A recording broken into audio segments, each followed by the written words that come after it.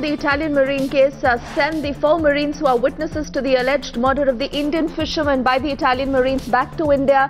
India has also said that the option of sending NIA team to Rome is in fact no option. And getting us that big breaking news is Nikunj on the phone line. Nikunj, we've already seen, it has become a huge diplomatic row even earlier. Now, in fact, what is the stand of the Italian government? In fact, why are they not sending these 4 Marines who are in fact witnesses to this alleged murder of the Indian fisherman by the Italian Marines?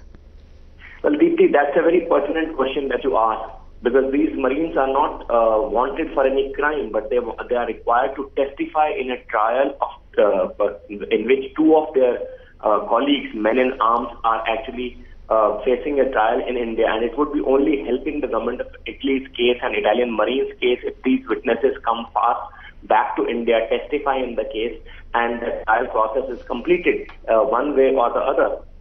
In the absence of these witnesses, these 2 Marines who have been brought back from Italy are holed up in India. They can't go back and meet their families. Government of India, the Supreme Court has allowed them twice to travel back to India, but back to Italy, I'm sorry. But that's not going to happen again and again and again. So, Government of India has told the Italians that, if you want to delay the trial, that's a problem of yours.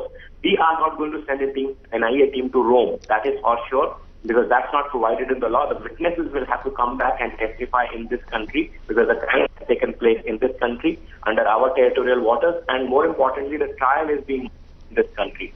Italians have been requested that Government of India should send a National Investigative Agency team to Rome, but Government of India and the Ministry of Home Affairs and the External Affairs have both ruled out that option, saying that that option is no option. There are certain other options that the Italians have forwarded, like a video conferencing, sending a questionnaire, but those are also under consideration of Government of India right now.